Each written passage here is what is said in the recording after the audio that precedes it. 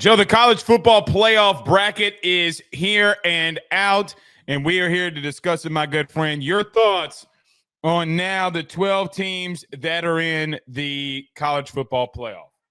So I'd love to spend a lot of the time, obviously, on this quick reaction here, talking about the other takeaways, but we can't avoid the main talking point here, which is Alabama getting pushed out in favor of SMU for that final spot, and SMU getting the ability to represent the ACC as the second ACC team, despite losing last night to Clemson. And I know that this is going to be such a contentious point for college football fans, but at the end of the day, anyone who actually watched the ACC championship game should agree with me on this. We watched SMU get manhandled through the entirety of that game. Their offensive line could not block Clemson's defensive line. And Clemson's defensive line is good. It is not to the same degree of dominance as some of the teams in the field, like Ohio State, Notre Dame, Penn State, Oregon, Georgia, Texas. They are not built to play competitively along their offensive line. And also, they don't really have the overall explosive weapons to keep up with some of these other teams in the playoff field. I did not see a team that is worthy of being in the mix. You can yell all you want about Alabama losing the games that they did in the SEC, but I feel that if we have to pull up and bring Duke into the mix as a quality win for SMU in overtime, with a crap load of turnovers that they had, people were trying to defend that win on Twitter. I can't get behind this. Alabama should be in. If SMU gets smoked by Penn State, I'm going to be so disappointed. For anyone who wants, my final part on this, for anyone who wants to bring up, well, SMU almost came back and won the ACC championship game. If it wasn't for Dabo taking his foot off the pedal and for them not finishing and being so distracted and not focused in the second half, that game was a blowout. Anyone who argues for SMU did not watch that ACC championship game. Well, it wasn't a blowout. They had to kick a field goal to win it. I mean, well, no, but I was saying that in the first half, Clemson was trending towards blowing them out. Hold on. It makes it worse that they still lost and Dabo and company fumbled the bag along the way. Yeah. That's the point. So let's get to it on my end of it. Okay. Here's where I've told you this for weeks, and you've pushed back against me on this point about the 3-loss SEC teams. You know that you have. You cannot convince me that even I'll throw Alabama in there, but if you want to throw Ole Miss or South Carolina in there, Joe, they beat the ACC champion. South Carolina did. They beat the ACC champion, by the way, on the road. On the road. They went into their place and beat them. And here's the part. They lost to 6-6 Vandy. They lost to Indiana's best win, as an example, too, is the 7-5 Michigan. 7-5. I have less of a problem with Indiana, but I think it's Joe. Okay. What I'm trying to get at, y'all need to stop with the bullshit and look and see that things are not created equally. When you beat one team that's above 500 at 7-5, then I look at SMU and you're in a Joe. Literally, when Alabama was beating Georgia, SMU was in a dogfight in overtime versus Duke. It's not the same. Everybody comes out here and says, SEC homer, they won their conference. It's not created equally. I would love to know, wait, what did the ACC go against the SEC this year? Well, let's see. Wake Forest got blown out by Ole Miss. Clemson went 0 for 2 against the SEC. Well, we're about to find out what some of these teams, and they're going to go probably 0-5, 0-6, 0-7, whatever it is, when Texas faces Clemson.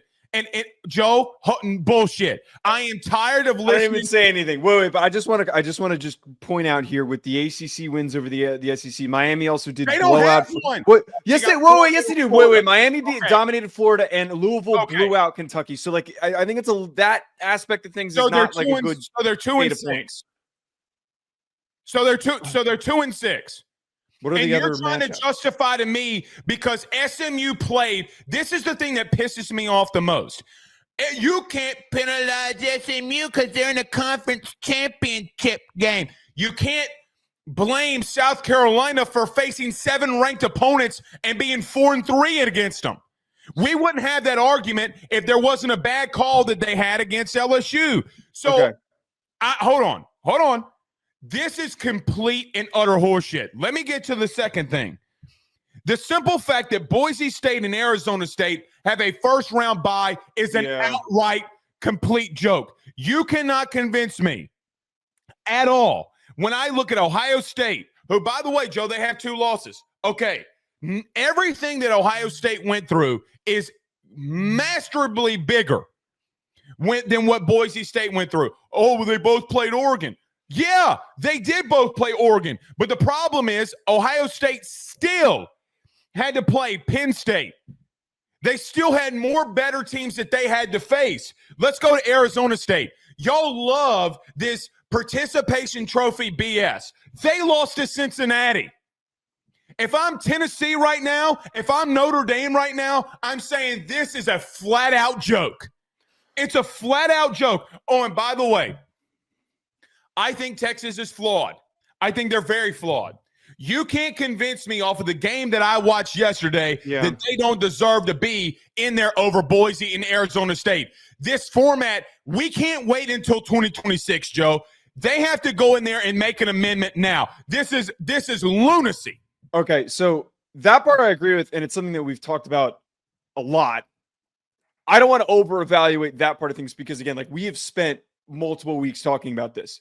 I agree with you. The buys should not be handed out to teams that won their conferences. Winning your conference is an accomplishment, but it is far too heavily weighted by the committee to give these teams the placement that they're being handed. It is for Boise State, for them to not have a single Power 4 win, to have a close victory over Wyoming in the past few weeks, and people are propping them up as if they are some highly competitive, difficult matchup. They're going to get their doors blown off by Penn State. The first time that they're going to see, and Penn State's defensive line has been more consistent against the run than Oregon's. They are going to slow down Ashton Jeanty more than people realize. And actually, I'm not even going to entertain the thought. I was going to say theoretically they beat Penn State. That's not going to happen. Arizona State deserves to be in the playoff field. But again, for them to have a bye over Texas that you just mentioned, that to me is extremely frustrating. Just like plainly, just talk about Texas and them. That is one that doesn't make any sense to me. But to flip that just a tiny bit, I just want to bring up, I think that Arizona State did earn the opportunity to play in the field. They should be ranked higher than Boise State. They do have the loss to Cincinnati, but they have multiple wins over the top teams in the Big 12, and they blew the doors off of Iowa State. I think that Arizona State is a competitive team and could put up a competitive fight over a team like Texas. They're not going to win that football game, but they have athletes. They've got a good scheme. They've got a good head coach. I think that they could at least. But that means absolutely nothing when the two losses that they have are complete trash. Wait, but that has nothing to do with what I'm talking about here. I'm just saying that Arizona State belongs in the field. No, they don't. Yes, they do. No, they don't. They belong in the field. No. They won their conference. I don't care if they won a conference. Here's the problem that I have. There were 5 power conferences, right? When we had four playoff team. There was a Power 5 conference that was always left out. Why did we do that? Answer the question. Why did we do that? Because there was a champion of the Pac-12 or the Big 12 or somebody that didn't have a good resume. Stop right there. That's the point. That is the exact point that Arizona State has a good resume. I don't understand. No, they don't. Pissed off about Arizona State has a good resume. What's the best win? They just blew out a ranked Iowa State team in their conference championship. They beat Kansas State. They beat BYU. They've beaten all the top teams in their conference. You literally came out here for a month without their starting quarterback. You came out here for a month and said BYU is trash. I said that they didn't belong in the playoff. I said no, stop. I said that they didn't belong in the playoff. I did not say that they weren't a ranked team. BYU didn't belong in the playoff, but I never said that they weren't rankable. Joe, there is a difference when you look at a team like Ole Miss, who beats the conference champion of the SEC and plays all of their opponents in conference damn near that are above 500. They shouldn't have. Okay, wait. I'm tired of the whole bringing up Ole Miss thing. They shouldn't have lost to Kentucky. They shouldn't have lost to Florida. Okay, when then they shouldn't have lost to Cincinnati. They didn't have their starting quarterback. Joe, they had 2 defensive linemen that got hurt in the game against Florida. Are we gonna make excuses for them? So Ole Miss is one of the deepest defensive lines in the country. That's not the same. No, they don't. They have a great front four. The starting quarterback for your team and your 2 defensive linemen is not the same thing. Joe, their best receiver went out. If everybody is so dumb to not see that things are not created equally, hold on. I've let you, Joe. You've been talking here for the last 6 minutes. I talked for 2 minutes. That's not true. No, bullshit. Stop. There comes a part where I can look at teams and see what they go through throughout the week. Saban led off the selection committee by saying the most logical thing that anybody has said. Then strength of schedule means nothing. Strength of schedule means absolutely nothing then. There is no way that you can logically look at a team that has the 90th ranked strength of schedule and has 2 losses versus a team that's got 3 losses and is at 8. You can't lose to the bottom teams in your conference. You just can't. You can't lose to the bottom teams in your conference. Arizona State lost to the worst team in the Big 12. Cincinnati's not the worst team in the Big 12. One of the worst. If I recall, logic. Then you have Boise State fighting to death over beating Wyoming. I didn't bring up Boise State. I agree with you on Boise State. I'm not. It's a joke. It's a flat out joke. Okay, so we're not losing our marbles here of just screaming about, there not being 9 SEC teams into the mix. Wait. I'm not asking for that. I know. I'm joking. Hey, hold on. There is no way that you can justify Boise State, Arizona State, SMU, and Indiana with the strength of schedule that they have being in the 90s. There's no way. Okay. All I'm just saying here is that so that we don't continue, we get in these arguments and we get into these circular arguments where it's just not. I wanted to talk about the bracket overall with the teams that are in the mix. Okay, all I just want to talk about here is who was given a really good path. I want to take that angle for a second because I agree with like 75% of what you're saying. Texas is the best path. They have a cakewalk. Or Penn State. So here's my part. Mm-hmm. Let's look at the bracket. Let's start with the bottom first. Okay, so the bottom is the 3 seed is Boise State, the 6 seed is Penn State, the 11th seed is SMU. On the other side of the bracket that they'll meet up with is number 4 ranked or seeded Arizona State, number 5 Texas, number 12 Clemson. Joe, if I'm Penn State, if I am Texas, I am like, thank you and thank you. But that's part of my. I'm not trying to rehash this. I almost think that like it's to their benefit them being placed where they are because you get the home playoff game where you get to build a little bit of momentum. You get to hit the hard reset after losing your conference championship game. Texas defensively is going to be way too much for Clemson to handle. They're going to not blow the doors off. Actually, they're going to beat Arizona State pretty handedly by 10 plus points. Penn State is their defensive line. Abdul Carter is going to have a career game going up against that SMU offensive line. And Boise State's not going to be able to slow down that defensive line either. So Penn State, the semi, if I'm just like loosely looking at this, and tonight and tomorrow, we're going to like really preview these matchups. And tonight we're going to pick like who we think our national champion is going to be. If I were just to look at this and pick my semi, I think it's going to be We're Texas. Not going to do reactions? What do you, well, we are reacting to the games, but I think if I were just to throw this out there, Texas versus Oregon, and I think it's going to be Penn State versus Georgia. I think that that's what it's going to be in the semifinal. It's a joke. I mean, Penn State and it's a joke. Penn State and Texas are going to run through this hand over fist. Now, everybody wants to say, well, Boise, Oregon, the 1-point loss, whatever, or 2-point loss, whatever it was, the field goal. People vastly have missed what has been happening to them throughout the season upon. Joe, in reference to Penn State, I'm looking at them, man. SMU, I mean, I don't know how you watched that game last night and say that if they can't block Clemson, it's going to be a very bad day for them to block Penn State. When I look at Boise State, And they also wait. I don't mean to cut you off. They also looked You've cold cut me as off shit. 5 times already. I'm not disagreeing. I'm just throwing it. They look cold as shit in You cut Charlotte. me off 5 times already. All right, Blake. Okay, I'm just throwing in a quip there. All right. Penn State has by far the easiest path because regardless of what we want to say, Clemson just beat SMU, which, by the way, is a whole completely different joke that SMU is still ranked above Clemson. Right. They literally just beat. That's right. That's why the logic is so crazy. It's easy. SMU just got beat by Clemson. So Texas is going to have a more difficult path. I got two either one G5 team and a former G5 team in SMU that Penn State's got to go up against. It's a joke. It's a joke. If I'm Penn State, I'm like, oh, buddy, thank you. We literally have been put in the best position. Texas, Joe, here's the truth. Texas offensively, I got to call it the way that I see it. Until they make a move at quarterback, they're going to hang around with everybody. It's the truth. It is the 1,000% truth. They continue to find ways offensively to put themselves in bad situations. They are better than Clemson and Arizona State. But Quinn Ewers continues to fumble the bag every single game that he has. He's going to find ways.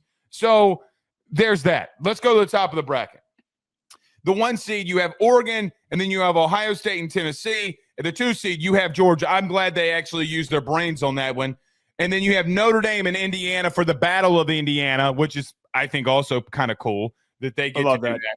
So the top of the bracket here, your thoughts?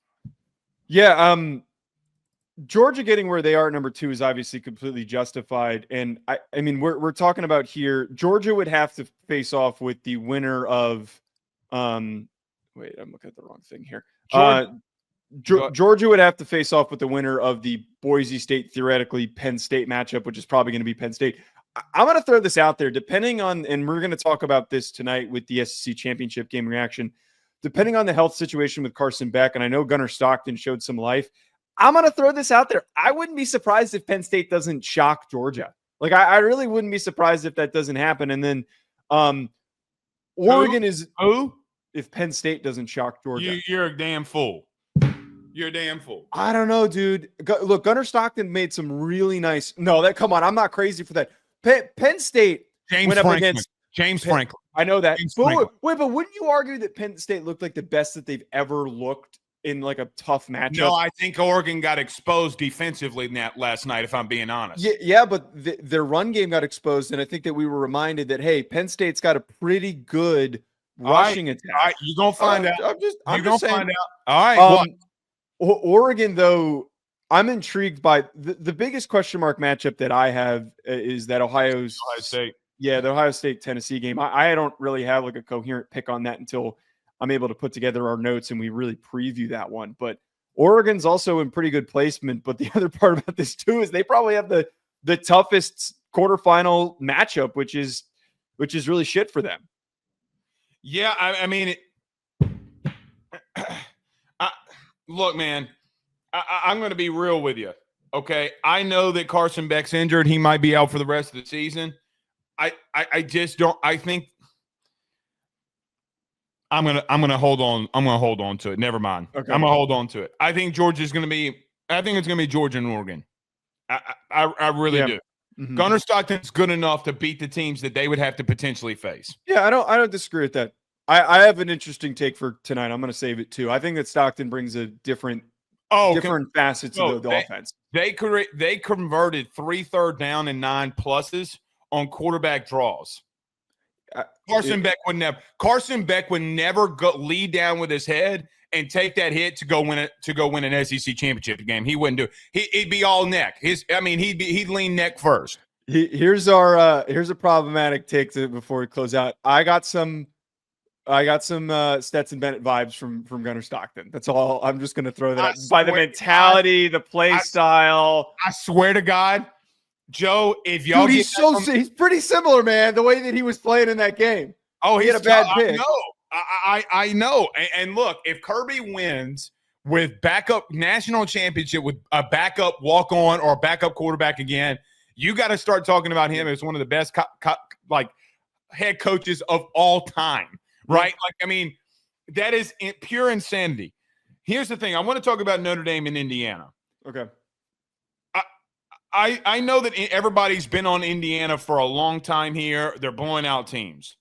Joe, the three teams that have been physical with them that they have faced, they have gotten bullied. And if I'm Mike Denbrock, if I am Marcus Freeman, I'm literally, if I'm Marcus Freeman, I'm going up to Denbrock's door, knock, knock, knock, run the football, run the ball, and you're going to dominate them. Again, I think it's Notre Dame and Georgia here, whoever can come out of that. But I'm going to leave that alone. Joe, when I look at these first-round matchups, let's look at these first-round matchups. Outside of Ohio State and Tennessee, Texas and Clemson, blah. Penn State and SMU, complete blah. Notre Dame and Indiana, meh. You know, like, I mean, I like the Notre Dame-Indiana matchup. But when I look at these first-round matchups, it's kind of a joke to me. If I'm going to put all of this in a bow, it's a complete joke to me. I'm sorry. I can't get behind this. I can't.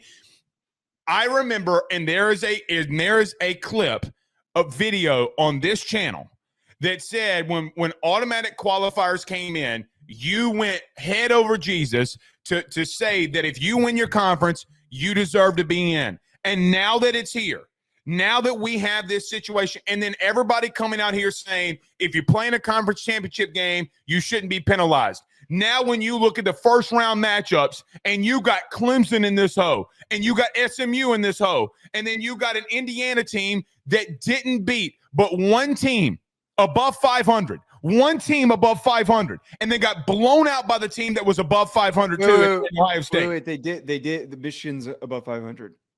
They're 7-5. I said they had one win above. Who's the other team? No, but you just said that they haven't beaten a team. No, I said they beat one team. Okay, they beat one team. Okay, and so now I look at all of this, and you know what I say? I say Tennessee, I'm sorry. I say Georgia, I'm sorry. I say Ohio State, I'm sorry. Like, for example, if I'm Ohio State and Tennessee, I'm like, hey man, I play more ranked opponents in a month than these teams played. Teams with winning records. So the teams that had the easier schedules, Joe, are facing off against one another.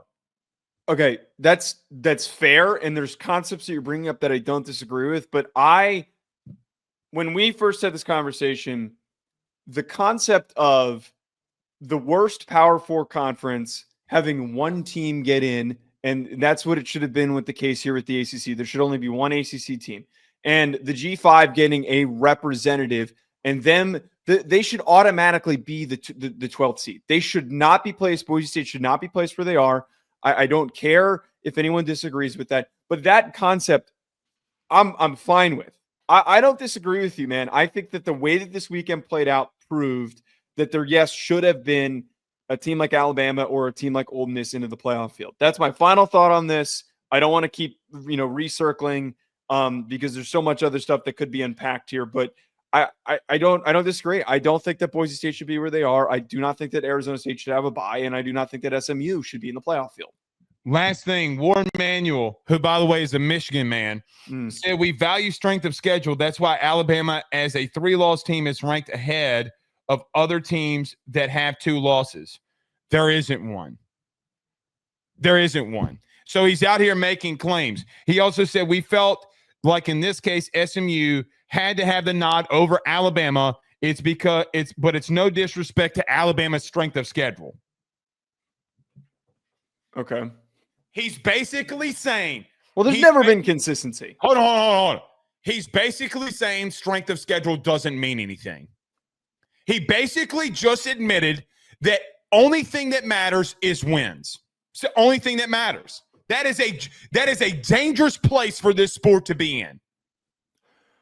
That, again, just to reiterate, I don't disagree, and I think that like the way to put this into perspective is that there does need to be a reevaluation of the placement of how they're putting teams into the mix. I agree. I think bring back the BCS formula. Bring it back. By the way, BCS. Guess who you say? Bring back the BCS. Guess who? I saw you posted it. I agreed with it. I thought that was pretty succinct. What a joke. We'll see y'all soon. Y'all have a good one. Peace. BetOnline remains your top spot for all of your live betting action and contests. NFL, college football, UFC, NHL are all in full swing. BetOnline is your number one source for wagering news, odds, trends, and predictions with both desktop and mobile access at any time. Head to BetOnline today and use promo code BELIEVE, that's BLEAV, for 50% off your first deposit. That is a 50% welcome bonus. Bet online, where the game starts.